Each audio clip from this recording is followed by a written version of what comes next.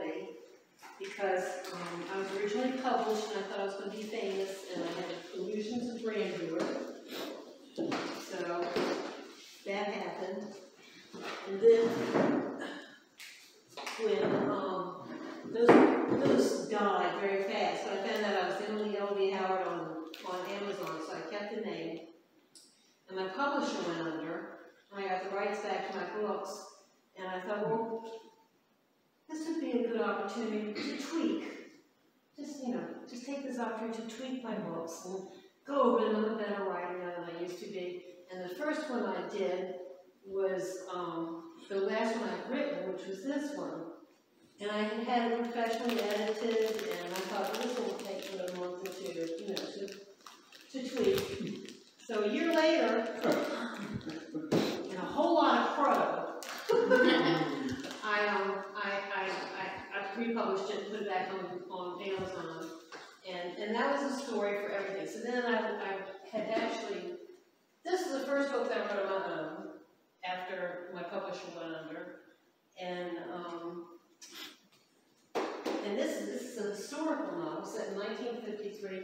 Don't ask me where it came from because I don't know. And it's told in the story. It's a love story from the female and male point of view, alternating points of view. That was the first time I tried that. It was a lot of fun. So the story was fun to write. I write on the seat of the pants, so I don't have an outline. I don't know what's going to happen. So for me, it's just really interesting how things will happen in the story. And really, when I was writing this book, the ending was totally different. The whole time I'm writing it one particular way, I got to the end, and the story turned on me. And inside, I'm going, really?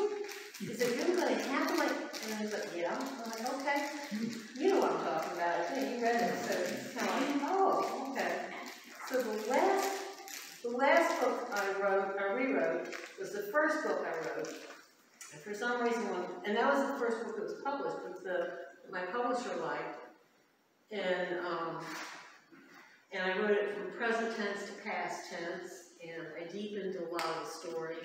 No new character. I was surprised. I was relieved that the story actually held together. I wasn't sure when I was rewriting it that it would, because when I first started this book, it was 30 years ago. So I wasn't entirely sure I was going to still love it. And I was surprised that they held together. I was like, wow, good for me. I think it's much better now. And I don't have a copy of it with me because I was explaining to Gloria that I just had it reformatted and put back on Amazon. I'm supposed to get some new copies this week. We'll see. Because I got a book fair coming up soon. And I'm hoping to have new copies for that. And but I do have a chapter from it. It's not the first chapter, but it's a short chapter. It's the story of a woman. I used to be in Juvenile Justice, and this story is really my homage to the girls I used to work with, who really tore my heart. About a woman who's an aunt with no children of her own, and her drug-addicted sister gets locked up in the middle of the night, and she's called to North Carolina to pick up her two nieces, who she hasn't seen in 4 years. And the youngest was 5, or she turns 5 right after she gets it. So I sent this off to a group I belong to for a story, and just one of the chapters. It's kind of a standalone chapter. So anybody want to read it to you? And I hope you enjoy it. So it says, my rotten mood wouldn't budge. It did not care at all. Melissa stood in front of me, grinning and proudly holding up a piece of paper. Trying to smile, I wondered what the hell was wrong with me. I should have been relieved she got me a good report. The daycare's director grinned too, which was so unusual I couldn't think of a thing to say. We're going to the marina, right? Right, David. When buckling her into the much-hated car seat, she didn't even make her usual complaints. I'll never know how my sister got away with not using one. I tried cheering me up.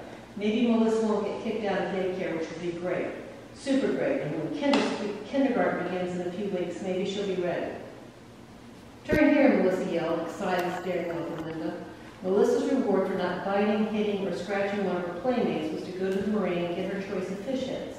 The cleaning station held her treasure. Heads, scales, and guts, all free for the taking. My youngest niece had become an avid crabber, and we would fill plastic bags I brought with heads missing their bodies. Back home, we'd go out on our pier and bait for traps. It no longer mattered what it took. Bribery was fine with me if it got her to behave something like a normal 5-year-old. Crabbing was such an odd thing for her to love, but I was relieved to find anything that motivated her. She had no use for dolls or toys. Melissa enjoyed cartoons, finding new ways to irritate me and crabbing, period. I suspect her first 4 years were so screwed up she never learned how to play. Pulling into the Marines parking lot, Melissa yelled and unlocked the door. Soon she was earnestly digging in blood and guts, searching for the right crab enticements. A group of older women walked by, brought in a cute little precious hell of a giant fish head, bigger than the one perched on her own tiny neck. With blood streaming down her arm, screamed, "Look, this one is great!"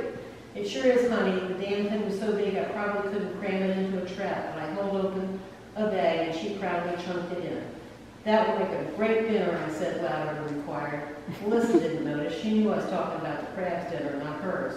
I wondered what part of me was finished with civility as the group went by with disgust leaking from their very pores. My eyes turned to slits in the bright sun, watching their backs recede. Inexplicably, I wanted to run after them and explain I wasn't the lowlife they assumed. I was an educated professional, the same who took in her sister's screwed up kids. But why? And what did I think I'd get out of it? My shitty mood deepened. 2 young boys peered over the fish bin. One looked older than Melissa, but it was hard to say if she took after her big beefy dad. She was bossing them around in no time, pointing at heads, and the skinny country boys jumped to her commands. They helped her fill her bags, and since I wasn't needed, I went to a nearby bench and sat, grateful for mowing alone. It had been a confusing day of dragging around plastic bags filled with one damn thing or another. Earlier in my guise as a juvenile probation officer, I'd driven to Richmond to pick up a 12-year-old shoplifter named Valencia. She'd been committed to a learning center, but my parents would have called her reform school for over 6 months. It was an unusually severe consequence for kids so young, and I didn't know why. Her folder was short on comments and only held rudimentary paperwork in court. Valencia was one of the cases I inherited from my predecessor, who had the good sense to leave the underpaid and overworked position I begged for. Today was our first meeting. She was a pretty little girl, gregarious, engaging, and appreciative when I asked her where she'd like to go for lunch. While eating a French fry, I asked Valencia about the anger management and shoplifting classes she'd had to complete. She explained how none of the exercise applied to girls like her, girls from the hood, and her reasons were convincing. I was slammed into the cheap plastic seat where I'd sat. I designed those programs in old life, the one I felt good about, where I had prestige and a respectable paycheck. When the unveiled department made a big deal about those programs, but Valencia, a child named after an orange, blasted the entire thing to smithereens. Pulling into the apartment complex, she'd spotted friends. Valencia rolled down the window, waving and yelling at them. She wanted to see them, but I said we had to check with her mother first. The complex was for low-income residents with plastic trash bags spinning like tumbleweeds in the breeze, broken cars listing in parking lots, and paint peeling from graffiti-colored walls. I parked in front of their apartment. Her clothes and things were in plastic bags in the trunk of the agency's car. I fetched them and went to where Valencia stood knocking and yelling, "Mama." I rang the doorbell repeatedly. Valencia's mother knew what time we'd be there. At first I was only terrified of getting stuck with Valencia, of being late picking up Melissa, and the daycare finding $1 for every minute past 6:30, something I couldn't afford, and another mark made against Melissa, which neither of us could afford. Any problems Valencia faced took a distant second to mine. She went to the grass strip next to the door and picked up a rock. Underneath was a key. Holding it up, her eyes questioned me. I said, "Go ahead."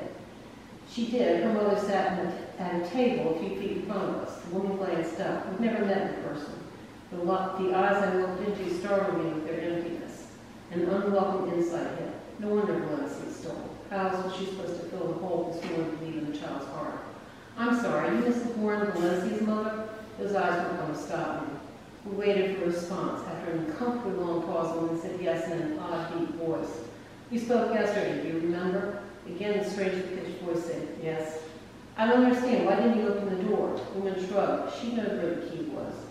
I glanced at Valencia to see how she was handling this horrible excuse of reunion. The child's expression revealed fear, shame, and embarrassment. I wanted to smack the excuse that stood into her hearing. Was it possible to put Valencia in juvenile detention for the night? Maybe, if a bed was available, but that would require logistical nightmare. What about the next day? I pulled Valencia outside under a corrugated porch roof. "Is she always like this?" Valencia looked nervously at the door. No, she's just in one of her moods right now. Back inside, I gave her